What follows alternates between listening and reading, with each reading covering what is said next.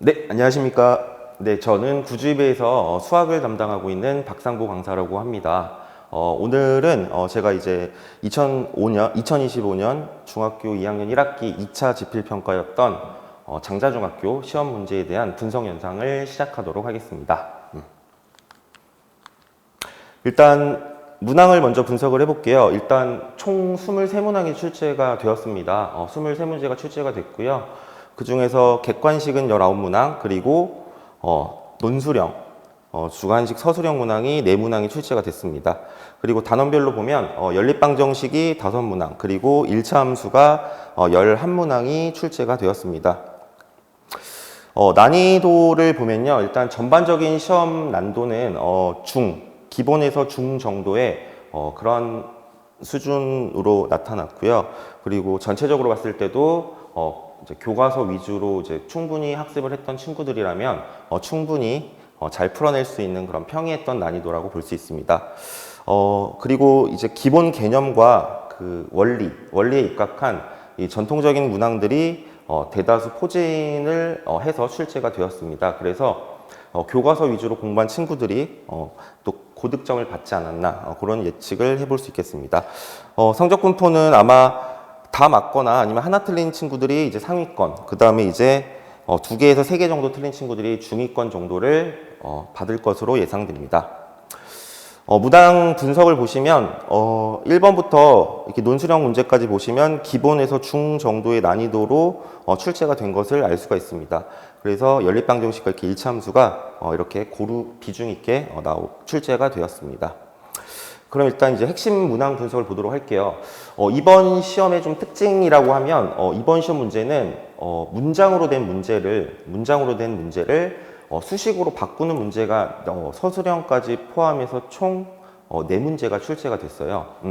우리 친구들이 이제 활용이라고 하는데 이 활용 단어를 좀 어려워하는데 이 활용 문제가 4문제나 출제가 됐죠. 근데 이제 뭐 그렇게 막 어려운 활용 문제는 아니어서 교과서 위주로 그리고 열심히 교재로 공부를 한 친구들이라면 아마 좋은 성적을 받았을 것으로 보입니다. 그래서 일단 핵심 문항 분석을 좀 시작해 보도록 할게요. 일단 선택형 3번 문제인데요. 이 문제 굉장히 많이 봤죠.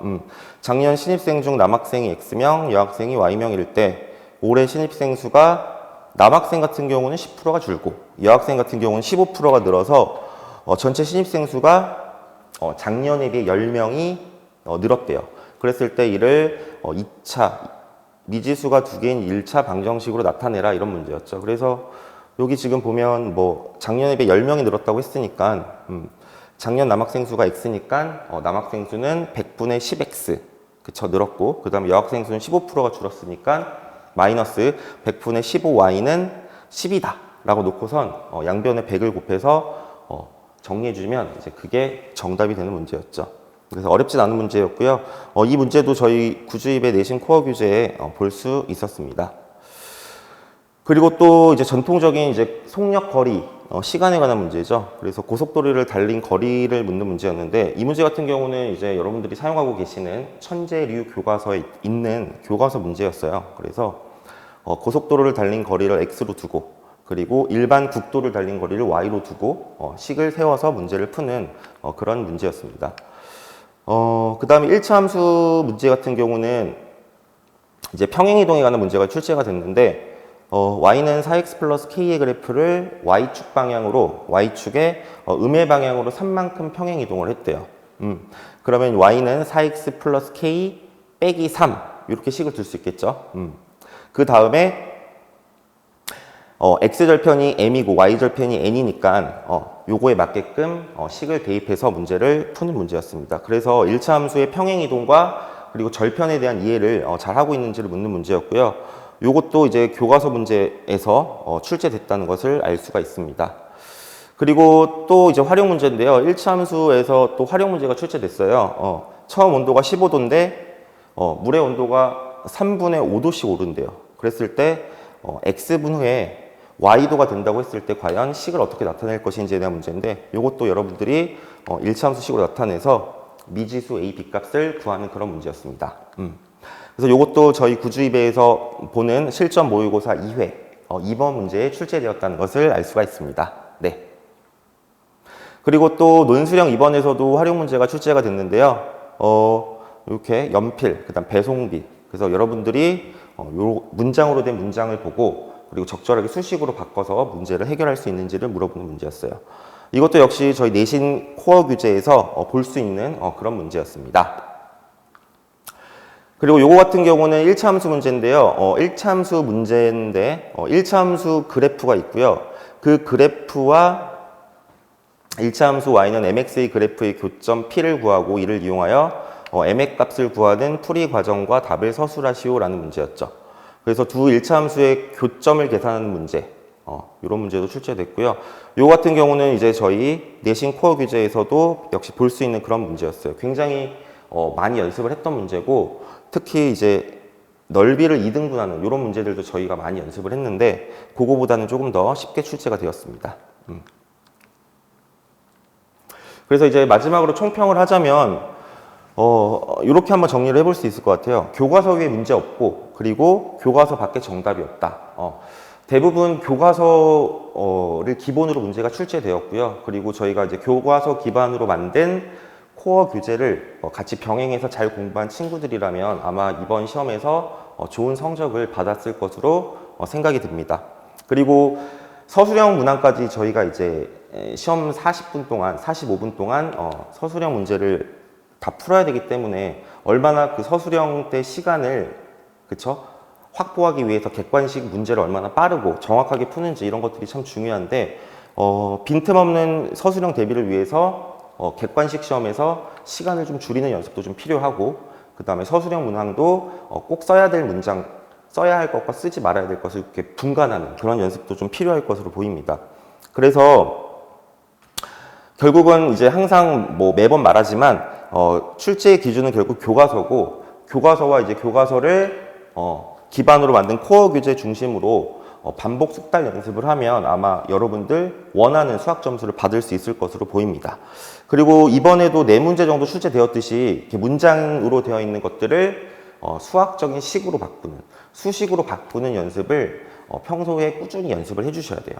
이게 하루아침에 되는 게 아니다 보니까 연습을 하지 않으면 시험 때 굉장히 당황해서 문제를 틀릴 수 있기 때문에 끊임없는 반복, 끊임없는 문제풀이가 필요하다. 그리고 이제 시간 관리도 좀 잘 해야 되기 때문에 이러한 연습이 잘 바탕이 된 친구들이라면 충분한 시간 확보를 가지고 정확하게 서술형 문제도 풀어낼 수 있을 것으로 보입니다. 저희 구주입에서 준비하고 있는 내신을 대비하기 위한 타임라인인데요. 저희가 이제 제일 먼저 내신 윙 교재로 공부를 하죠. 이거는 저희 구주입의 모든 지점에서 같이 공통으로 공부하는 교재고요. 그리고 내신 코어 같은 경우는 이제 저희가 구리 남양주에 있는 이제 교재, 수학 교재를 바탕으로 해서 만든 교과서 교재라고 생각을 하시면 됩니다. 그리고 이제 내신 시그니처 교재가 있고요. 요거 같은 경우는 저희 이제 뒷부분에 구리 남양주에서 출제되었던 조금 어렵거나 조금 생소한 문제들만 있는 것들이 모아져 있는 것들이 있어요. 그래서 그런 것들로 대비할 수 있고, 그리고 또 이제 마지막에 우리가 이제 이러한 과정을 거쳐서 얼마나 준비가 잘 됐는지를 이제 실전 모의고사를 통해서 우리가 확인을 해볼 수 있고요. 마지막에 이제 정보 판별이랄지 봉투 모의고사를 통해서 마지막 피니싱 터치까지 우리가 할 수가 있습니다. 그래서 만약에 이렇게 저희 커리큘럼대로 잘 따라온 학생이라면 아마 좋은 성적을 받았을 것 같습니다. 아마 잘 본 친구들이 대다수겠지만 좀 시험을 못 본 친구들도 물론 있을 것 같아요. 그랬을 때 너무 물론 좀 슬프고 또 기분도 안 좋을 수 있지만요. 자기가 어디서 어떻게 왜 틀렸는지에 대한 좀 끊임없는 반성을 통해서 앞으로 어떻게 해야 될지 좀 계획을 잘 잡고 방향을 잘 잡는다면 아마 또 2학기 때에는 또 여러분들이 원하는 점수를 받을 수 있을 것으로 보입니다. 그래서 여름방학 때는 우리가 1학기 때 했던 어떤 실수 같은 것들을 생각은 하되 너무 오랫동안 머릿속에 담아두시지 말고요. 1학기 실수로 있고, 그리고 여름방학은 또 우리가 2학기를 위한 또 반전의 시간 아닙니까? 그래서 그 반전의 시간 동안 2학기 내용 잘 준비해서 2학기 때는 또 여러분들 고득점 받아서 고득점의 주인공이 될 수 있었으면 좋겠습니다. 2학기 때는 아마 이제 도형, 그 다음에 확률, 닮음 등 이제 중학교 2학년에 있어서 좀 어려운 단원이 시작이 돼요. 그래서 그런 부분들도 미리미리 대비를 하고 준비를 한다면 아마 2학기 때도 자신감 있는 수학생활, 학교생활을 할 수 있을 것으로 보입니다. 네, 제 분석 영상은 여기서 마치고요. 또 다음 시간에 또 찾아뵙도록 하겠습니다. 고맙습니다.